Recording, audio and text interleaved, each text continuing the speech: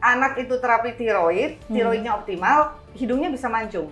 Oke. Kemudian biasanya lebih gendut, ada double chin. Jadi double chin itu juga dari tiroid. Dan yang paling sering, anak itu pasti sering batuk pilek, hampir setiap bulan.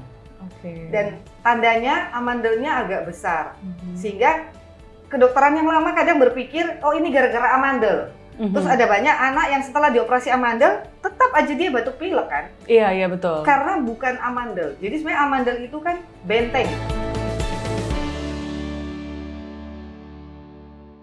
Hai kawan Merdeka, barengan sama Paramita Bermawi lagi. Kali ini kita akan ngobrol-ngobrol seputar dunia kesehatan di Glam Talk. Dan pastinya hari ini bersama dengan narasumber yang luar biasa, cantik, tapi awet muda juga. Wah, luar biasa sekali. Sudah ada bersama dengan Mita sekarang, ada Dr. Imelda Chandra. Beliau adalah dokter anti-aging dan juga hormon dari klinik Diandra. Halo dok, gimana kabarnya? Baik. Kelihatan cantik sekali, luar biasa. Terima Dokter, kasih. ini kita hari ini mau membicarakan terkait dengan dunia kesehatan yang mungkin banyak orang ini masih belum aware terkait dengan mungkin soal tiroid begitu dokter. Mungkin boleh dijelaskan sedikit begitu mengenai tiroid itu apa, kenapa biasanya kok bisa menjadi jatuhnya penyakit, itu bagaimana? Oke, baik. Terima kasih atas kesempatan. Dan saya senang banget karena kalian bisa memikirkan tiroid untuk bahan hari ini. Karena sekarang tiroid ini ibarat banyak orang yang menderita gejala, tapi dia tidak sadar bahwa dia menderita kelainan tiroid. Tapi tidak semua karena kelainan tiroid juga, ada karena yang tadi namanya proses aging. Karena proses aging itu semua hormon, semua nutrisi itu menurun. Nah, yang kita tahu tiroid itu adalah kelenjar yang ada di daerah sini berbentuk kupu-kupu. Nah, fungsi dari tiroid itu adalah menghasilkan hormon tiroid. Hormon tiroid pada saat usia 25 tahun, pada saat proses aging mulai terjadi, hormon tiroid mulai menurun. Jadi tambah umur, setiap kali kita tiup lilin, tiroid kita tambah rendah. Tapi banyak orang tidak paham karena memang laboratorium membuat range pemeriksaan tiroid dari umur yang masih kecil sampai tua itu ditulis range-nya kan. Jadi misalnya kalau nggak salah range 1 sampai 5 anggap aja. Jadi orang merasa seperti kayak selama dia ada di range itu, dia normal. Padahal cara membaca untuk anti-aging, karena saya kan dokter anti-aging ya, tidak seperti itu. Jadi misalnya dia masih 20 tahun, tapi nilai dia 1, itu kan berarti di bawah dari 50%. Itu seperti dia umur 60-70 tahun. Iya, itu yang akhirnya sering salah kaprah. Karena pada saat hipotiroid beneran atau hipertiroid yang sudah penyakit, baru mereka ke dokter internis untuk berobat tiroidnya. Nah, memang yang banyak itu adalah gejala tiroid tanpa laboratorium yang terlalu tinggi atau terlalu rendah ini yang terjadi. Bisa kita lihat ya, kayak tiroid ini paling banyak orang menjadi gemuk. Makanya kenapa orang bilang tambah usia, kok tambah gendut? Rasanya makannya biasa aja, tapi kok susah kurus. Karena tiroid itu adalah hormon metabolisme. Dan kebetulan Diandra ini sudah ada baby Diandra 11 atau 12. Salah satu infertil, jadi susah hamil, itu sebenarnya karena tiroid juga. Tapi banyak yang belum sadar karena merasa bahwa untuk melahirkan, untuk punya baby itu hanya hormon estrogen, progesteron, LH, FSH. Ya mungkin itu yang hanya ada diketahui orang-orang pada umumnya begitu ya dok ya? Iya. Ternyata tiroid ini kan banyak banget, termasuk rambut rontok. Jadi ada banyak orang yang rambutnya rontok, udah ganti-ganti produk nggak bisa, sebenarnya karena dia gangguan tiroid. Ada banyak macam, ada 1000 macam rasanya penyakitnya tiroid. Kalau kita mau bahas satu-satu, termasuk kuku rapuh, kulit yang kusam, dan kadang kita melihat ada orang hitam di leher, dilipat-lipat, tubuh begitu ya? Itu biasanya juga gangguan tiroid. Atau anak-anak sekarang banyak yang ininya bintik-bintik. Poli-polinya gede, ya itu juga gangguan tiroid.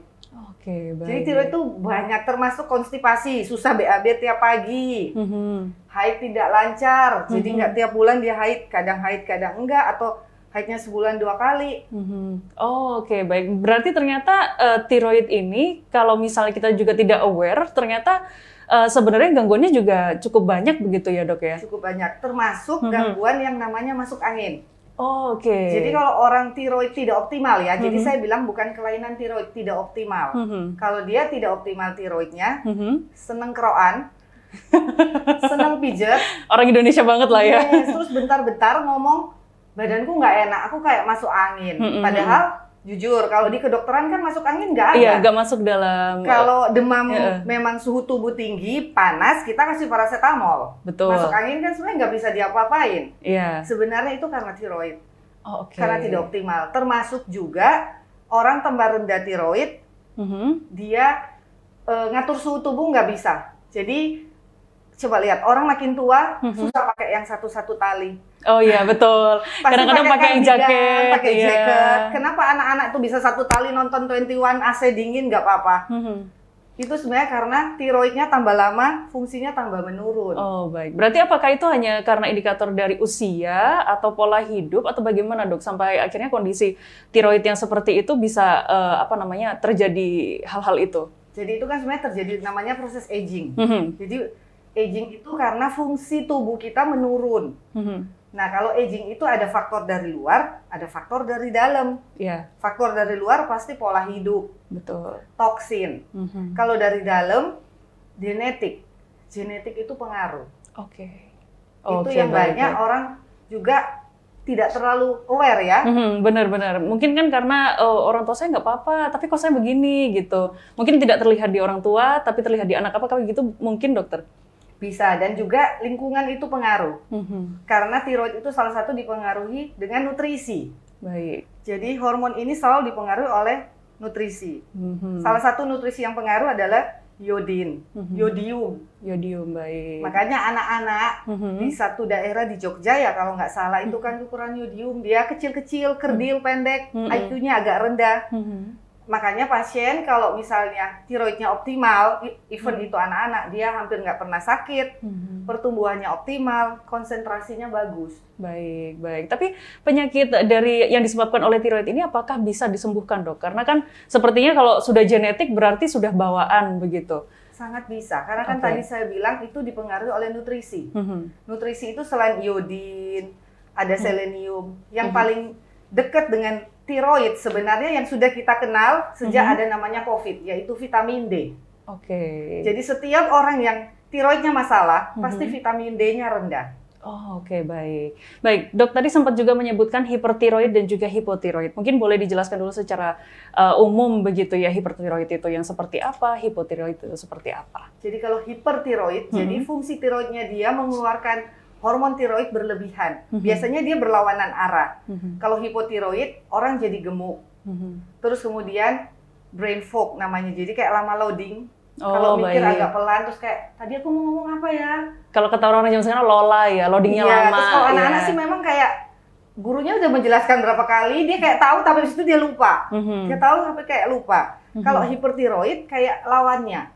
Hipertiroid itu dia jadi kurus, terus dia tremor. Jadi kalau tutup mata dia kayak agak goyang-goyang. Terus dia kesannya seperti orang terlalu gopo ya. Kalau orang Jawa bilang kayak mau buru-buru, mau apa, berkeringat. Terus selalu gugup. Beda dengan orang hipo. Kalau hipo kesannya dia jadi kayak depresi, terus jadi lebih pelan. Jadi dia berlawanan arah. Tapi memang hipertiroid itu sudah penyakit. Biasanya kita bisa sembuhkan dengan obat yang murah, 2-3 bulan sembuh sih. Oh begitu. Yang lebih sulit sebenarnya hipotiroid. Hipotiroid tapi bukan penyakit. Baik, baik, baik. Apakah penyakit ini juga dilandasi oleh usia, Dok? Apakah anak-anak juga bisa kena atau hanya orang dewasa aja atau usia-usia sesaya gini? Sebenarnya karena tiroid ini kan dipengaruhi oleh vitamin D. Kemudian gluten, makanya kenapa tadi bilang orang Indonesia banyak tuh gejala kayak gitu. Karena kita kan banyak makan gluten. Betul. Roti, mie, nasi. Roti. Kemudian toksin. Itu yang selama ini juga dunia belum terlalu paham. Toksin itu nyata ada. Di klinik kami bisa dicek, dikirim ke Australia. Ada banyak orang yang gangguan tiroid awalnya. Kalau kita hanya benerin tiroid tanpa tahu penyebab kenapa tiroid masalah, itu nggak akan beres. Jadi kita harus reduce toksinnya. Oke, baik. Nah, toksin itu kan ada di mana-mana. Kalau papanya ngerokok, Kena. kena. Tapi kalau dari gejalanya sendiri dok, maksudnya gejala yang mungkin orang-orang supaya juga tahu dirinya itu harus segera cek atau bagaimana tuh dilihat dari mana kalau misalnya hipertiroid?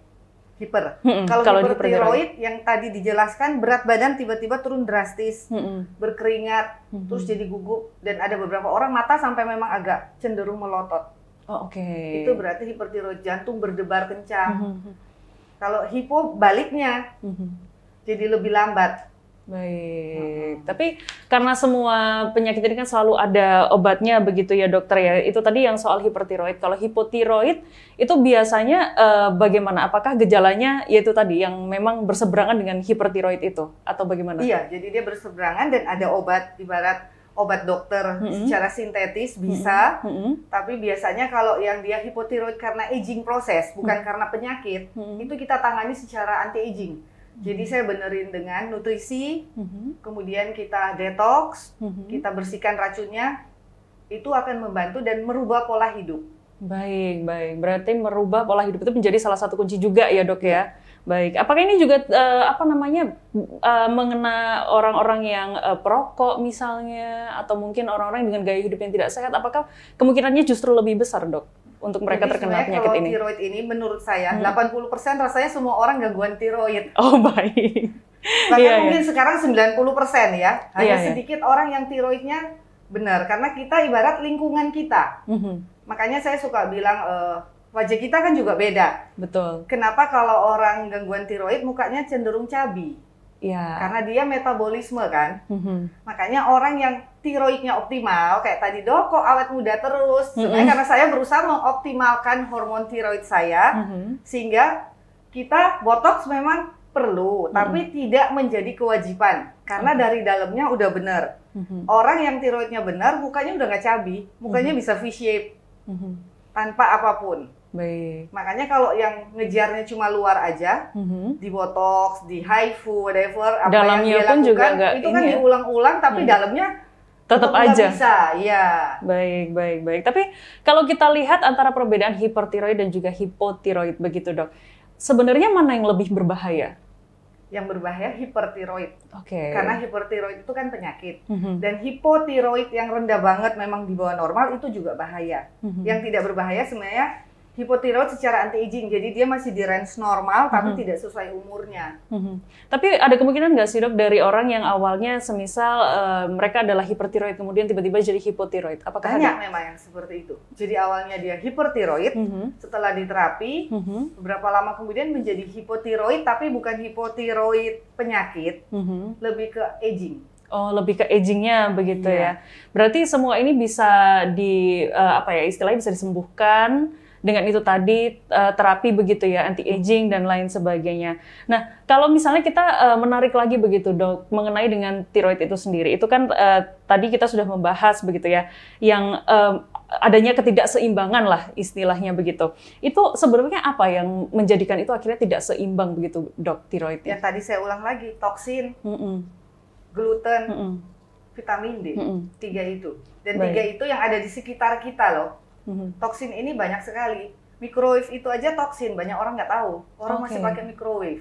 Berarti air fryer gitu juga ikut masuk? Termasuk kita suka makan seafood, ada merkuri kan? Oh iya betul. Ada beberapa pasien yang memang saya sudah cek tinggi merkuri, setelah kita telusuri, kita anamnesa, ada yang hobinya makan seafood. Tiap hari, bahkan makan salmon mentah. Oke, berarti walaupun salmon itu kaya nutrisi, tapi kalau dikonsumsi berlebihan juga ujung-ujungnya begini ya dok ya? Prinsip anti-aging, prinsip hidup sebenarnya kan balance and harmony. Benar-benar. Dan personalized beauty program, itu yang selalu saya bilang ke pasien, tidak ada patokan untuk orang A dan orang B, even dia kembar. Karena setiap orang punya genetik berbeda, cara hidup berbeda, tujuan juga berbeda. Intinya pada saat kita menerapi pasien, tujuan utama adalah kualitas hidup membaik. Baik, ini tadi juga kita sempat menyebutkan terkait dengan hormon begitu dok. Kan biasanya hormon identiknya perempuan begitu. Apakah laki-laki juga bisa kena dok? Pasti, karena hormon tiroid juga ada di laki-laki. Cuma karena jumlah perempuan lebih banyak dari laki-laki. Akhirnya yang lebih dan banyak. perempuan lebih ngomong. Jadi berasa kayak kok kayaknya gangguan perempuan saja. Enggak, laki-laki juga banyak. Bahkan ada pasien yang sampai depresi. Jadi rendah tiroid bisa membuat orang depresi. Baik. Sampai konsumsi obat depresi. Baik. Jadi sampai membuat depresif itu tadi itu ya, Dok ya? Depresi, infertil, itu sebenarnya banyak banget kan. Dan mengapa kayak orang udah bolak-balik mereka melakukan program hamil, udah berapa kali gagal terus, karena mungkin memang dulu pada saat kita belajar dulu, kita dikotak-kotakan kan. Yang ini belajarnya kalau kandungan ya hormon kandungan. Iya, betul. Yang ini kebanyakan kan tiroid ini dipegang internis sebenarnya. Padahal hormonal ini tidak bisa. Hormon ini holistik. Jadi seperti saya selalu bilang ke pasien, saya ini cuma jadi dirijen. Hormon-hormon itu semua ada connecting semua. Karena pada saat kita naikin satunya akan drop. Kalau satu cuma dinaikin ini enggak, jadi kacau. Baik. Kalau dari dokter sendiri kepada kawan Merdeka begitu yang sedang menonton Glam Talk episode kali ini, semisal mereka merupakan orang yang mereka sudah terdiagnosa begitu ya. Bagaimana caranya mereka supaya kualitas hidupnya itu lebih baik lagi, setidaknya itu bisa menuju ke angka normal lah skala tiroid itu tadi. Nomor 1 saya harus berdasarkan laboratorium. Oh baik. Jadi tetap cek laboratorium, cek tiroidnya, cek vitamin D-nya. Baik. Kalau begitu, terima kasih dokter atas waktunya dan juga perbincangan yang luar biasa ini. Mungkin kalau misalnya kawan Merdeka ingin periksa begitu untuk anti-aging dan juga mungkin tiroidnya begitu, bisa kemana dokter? Bisa hubungi Diandra Klinik di Ruko Graha Family, Blok D nomor 9. Ada Instagram di Diandra, nanti bisa klik di Instagram Diandra Klinik, situ ada nomor WA, bisa langsung. Oke, baik. Terima kasih Dr. Imelda Chandra atas waktunya, luar biasa sekali. Semoga kita juga menjadi pribadi yang lebih baik lagi dan juga lebih aware lagi dengan kesehatan. Saya Paramita Bermawi, kita ketemu lagi di episode selanjutnya. 106,7 Merdeka FM, musik terbaik 90-an hingga kini.